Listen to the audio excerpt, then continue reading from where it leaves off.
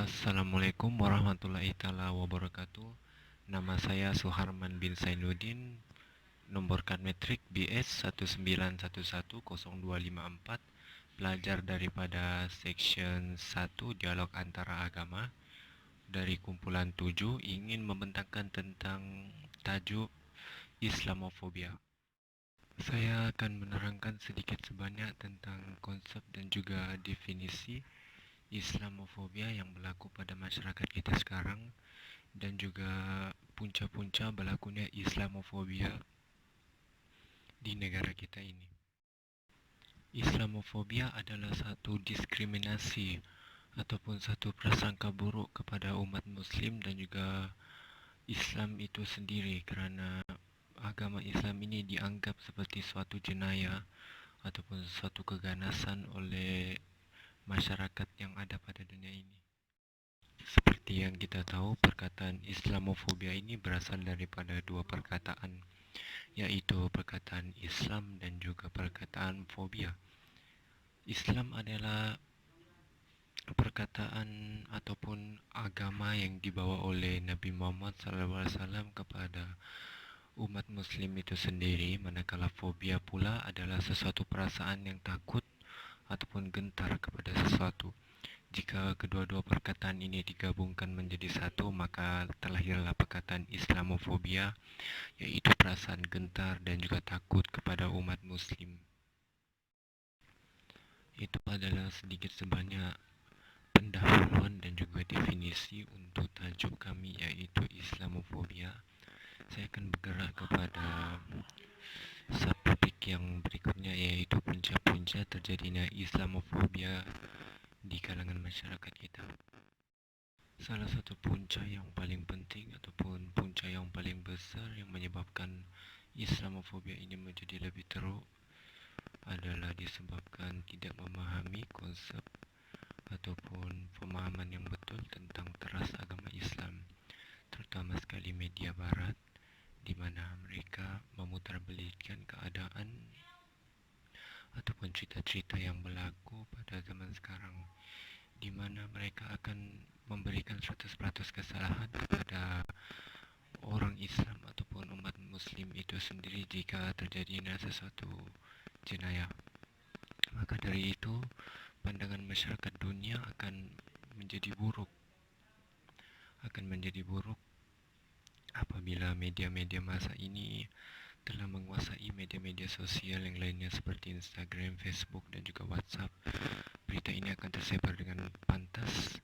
Masyarakat dunia akan mendapat informasi ini dengan hanya di ujung jari. Maka itu adalah salah satu punca yang amat serius ataupun salah satu punca yang besar yang menyebabkan Islamofobia ini menjadi lebih teruk lagi.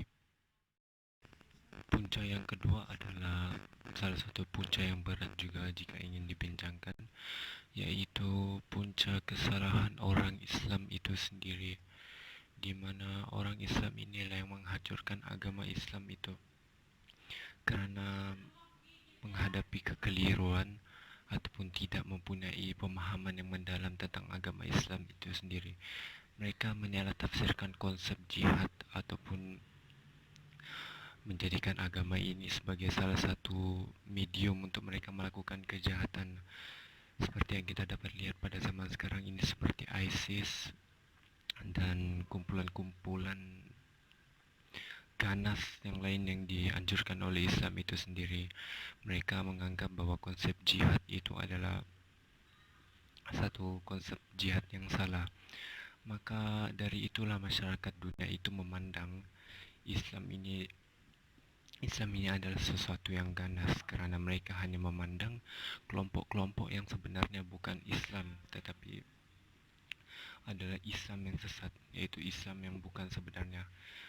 Masyarakat dunia tidak memandang ataupun tidak memahami, tidak belajar tentang Islam yang sebenar-benarnya, kerana mereka hanya melihat kepada informasi yang dikeluarkan oleh media-media barat sehingga kekeliruan berlaku. Maka dari itulah Islamofobia akan menjadi semakin teruk. Itu saja daripada saya, Suharman bin Zainuddin, yang menerangkan tentang pendahuluan, definisi dan juga punca-punca berlakunya Islamofobia ini. Seterusnya, isu-isu lain akan dibincangkan oleh rekan-rekan saya. Terima kasih dan Assalamualaikum. Seterusnya, saya, Nur Fahiza Tahir, akan menjelaskan tentang salah satu isu Islamfobia, yaitu isu tulisan Jawi yang berlaku di Malaysia. Tulisan Jawi telah wujud sejak sekitar 1300 Masihi di Kepulauan Melayu. Bukti kewujudan tulisan Jawi di Malaysia adalah dengan penemuan batu bersurat Terengganu yang bertarikh 1303 Masihi. Kemerosotan tulisan Jawi berlaku apabila Akta Bahasa Kebangsaan diwartakan pada tahun 1963 yang menetapkan tulisan rasmi negara Malaysia ialah tulisan Rumi. Perkara itu diputuskan kerana sistem ejaan Jawi dinilai masih mempunyai banyak kelemahan. Kini, tulisan Jawi semakin kurang diaplikasikan kerana telah digantikan dengan tulisan Rumi. Isu tulisan Jawi di Malaysia berlaku pada tahun 2019 semasa pengenalan tulisan Jawi dan Hot dalam silibus baru buku teks Bahasa Malaysia tahun 4 yang mendapat bantahan daripada kaum Cina dan India kerana dianggap sebagai langkah Islamisasi ke atas pelajar bukan Melayu. Buktinya, YB Dongzong, pengerusi Persatuan Sekolah Cina mengadakan petisyen membantah pembelajaran Jawi dan Hot dalam subjek teras Bahasa Malaysia. Bantahan tersebut turut mendapat sokongan daripada parti politik DAP dan MCA. Assalamualaikum dan selamat sejahtera. Nama saya Siti Nurfadilah Husna binti Ghaffar. Okey. Salah satu contoh isu Islamfobia ialah tembakan ramban yang berlaku di New Zealand ketika umat Islam sedang menunaikan solat Jumaat. Pada 15 Mac 2019, dunia telah digemparkan dengan serangan lelaki bersenjata ke atas Masjid Christchurch yang telah merenggut 49 nyawa dan 48 orang lain cedera parah. Serangan ini berlaku sekitar jam 1.40 petang ketika umat Islam mula memasuki Masjid Al-Nur. Serangan ini bukan saja berlaku di sebuah masjid, malah turut dilakukan di dua masjid yang berbeza, iaitu serangan pertama dilakukan di Masjid Al-Nur yang merupakan ibu kota Christchurch, manakala serangan yang kedua pula dilakukan di Masjid Linwood, iaitu masjid yang terletak kira-kira 5 km daripada masjid yang pertama. Beberapa minit sebelum serangan dilakukan, suspek telah melakukan siaran langsung di laman Facebooknya dan siaran itu berterusan sepanjang dia melakukan serangan. Selain itu, sejam sebelum serangan dilakukan juga, suspek telah memuat naik satu pautan di laman sosialnya mengenai beberapa manifesto yang berunsurkan anti-Muslim. Berikut merupakan antara mangsa-mangsa yang telah maut dalam kejadian tembakan rambang di New Zealand. Kejadian tembakan rambang yang berlaku di New Zealand telah meninggalkan banyak kesan kepada penduduknya. Kesan negatifnya ialah berikutan daripada peristiwa itu, ia telah meninggalkan kesan trauma kepada penduduk-penduduk di sana. Manakala, kesan daripada segi positif pula ialah peristiwa itu telah menjadikan rakyat dan masyarakat di New Zealand lebih bersatu padu dan menjaga sesama yang lain. Sebagai contoh, ketika umat Islam sedang menunaikan solat di dalam masjid, umat bukan Islam telah mengelilingi kawasan masjid untuk memberi perlindungan dan menjaga keselamatan mereka. Saya akan menceritakan mengenai sejarah yang tidak terungkap di sebalik peristiwa 9/11 ini. Peristiwa 9/11 ini berlaku di Menara Berkembang World Trade Center, iaitu di New York, Amerika. Perkara ini berlaku pada tanggal 9 September pada tahun 2001. Berdasarkan peristiwa ini, ianya telah mengorbankan lebih kurang 2,753 nyawa dan pelakunya adalah kumpulan pengganas Al-Qaeda, iaitu kumpulan pengganas yang menggunakan Islam sebagai pegangan mereka. Cara pemberontakan dengan melanggar menara menggunakan kapal terbang dan menyebabkan menara tersebut runtuh. Walaupun di sini mereka mengatakan bahawa mereka menggunakan Islam sebagai pegangan mereka, tetapi mereka tidak menggambarkan ciri-ciri sebagai umat Islam yang sebenarnya. Berdasarkan ahli sunnah wal jamaah, seperti yang kita tahu, Islam merupakan satu agama yang menyebarkan kebaikan dan menjauhi daripada keburukan. Islam juga tidak menghalalkan darah bagi orang yang tidak bersalah. Di sebalik peristiwa ini, kita dapat melihat dua kesan, iaitu kesan negatif dan kesan positif. Kesan negatifnya adalah umat Islam yang menonjolkan personaliti sebagai umat Islam akan ditindas. Kita boleh melihat terutama sekali pada kaum Hawa yang berada di barat. Kaum Hawa akan ditindas kerana mereka memakai tudung dan ada segelintir pekerjaan tidak membenarkan mana-mana wanita yang memakai tudung untuk bekerja di tempat mereka, apatah lagi umat Islam. Disebabkan itu juga, Islam dipandang sebagai agama yang menyebarkan ajaran yang salah. Tetapi, walaupun ada kesan negatifnya, kita juga mesti melihat kepada kesan positif setelah beberapa ketika peristiwa 9/11 ini berlaku. Antaranya ialah Islam dipelajari oleh segelintir bijak pandai seperti para ilmuwan dan sarjana-sarjana muda, dan ia juga dikaji oleh pengkaji agama. Islam juga dikenali di mata dunia disebabkan oleh peristiwa 9/11 ini kerana lebih ramai orang yang ingin mempelajari Islam dan mengetahui apa sebenarnya yang diajar oleh agama Islam. Setiap peristiwa yang berlaku pasti ada penyebabnya. Ada udang di sebalik batu. Itu saja dari saya. Sekian, terima kasih. Wabillahi taufiq wal hidayah. Wassalamualaikum warahmatullahi wabarakatuh. Saya akan bercakap mengenai hak asasi etnik Uyghur di China. Sebelum itu, saya akan menceritakan sedikit sejarah etnik ini terlebih dahulu. Pada tahun 1940, Republik Rakyat Cina menjadikan Xinjiang sebagai sebahagian daripada mereka.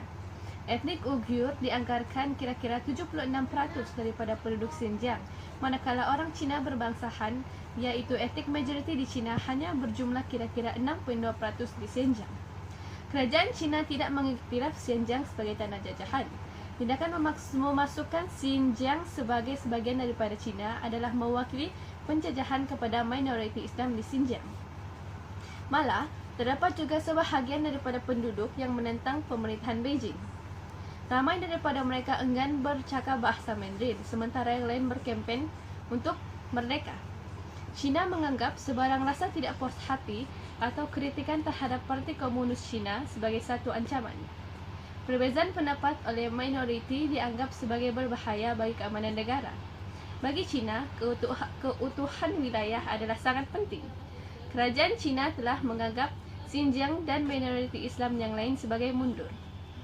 Tindakan keras kerajaan yang brutal membawa kepada sejumlah besar orang Uyghur yang melarikan diri dari China. Mengatakan tindakan keras berupa penahanan perlu untuk mencegah keganasan dan menghapuskan ekstremisme Islam.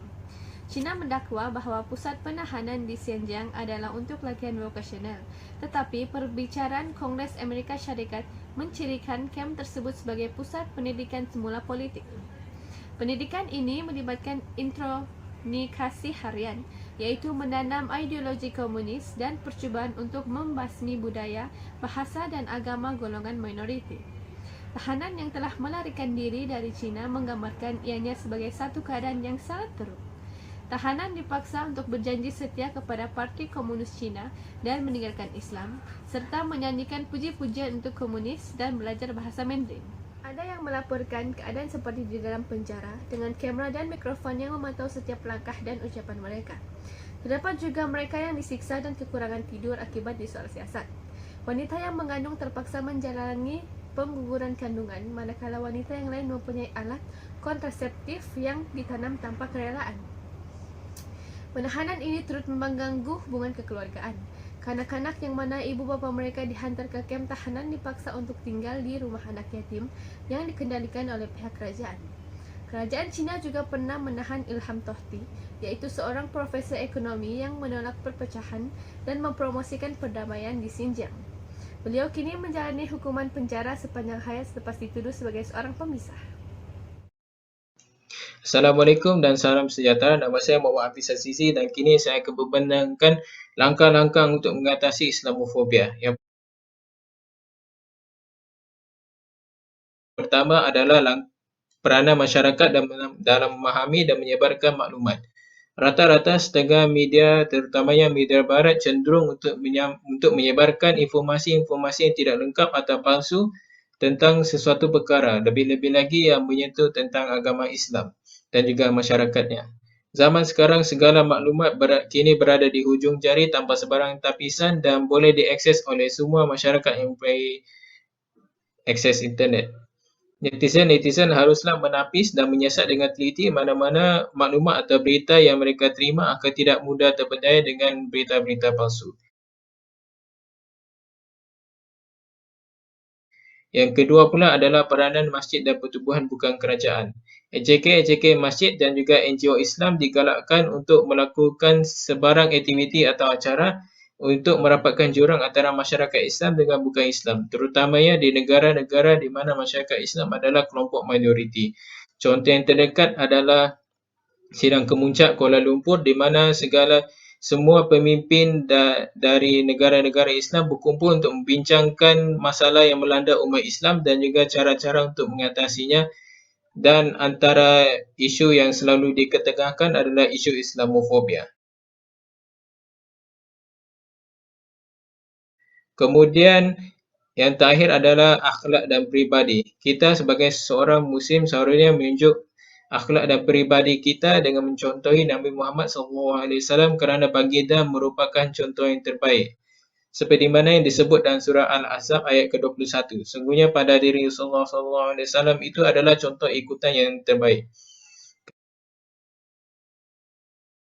Kesimpulan yang dapat saya sampaikan pada topik ini adalah Islamofobia sedang perlahan-lahan berkembang selari dengan perkembangan agama Islam di seluruh dunia dan dibantu oleh faktor-faktor keganasan yang berlaku di seluruh dunia. Amatlah sukar untuk mengubah persepsi semua orang yang Islamofobik ini kerana tidak semua akan mengubah fikiran mereka walaupun didedahkan dengan keadaan Islam yang sebenar. Tapi kita sebagai masyarakat Islam dapat sedikit sebanyak mampu mengubah persepsi masyarakat sekeliling kita untuk mengenali Islam dengan betul dan tidak termakan dengan hasutan berita palsu ataupun golongan-golongan yang berniat jahat.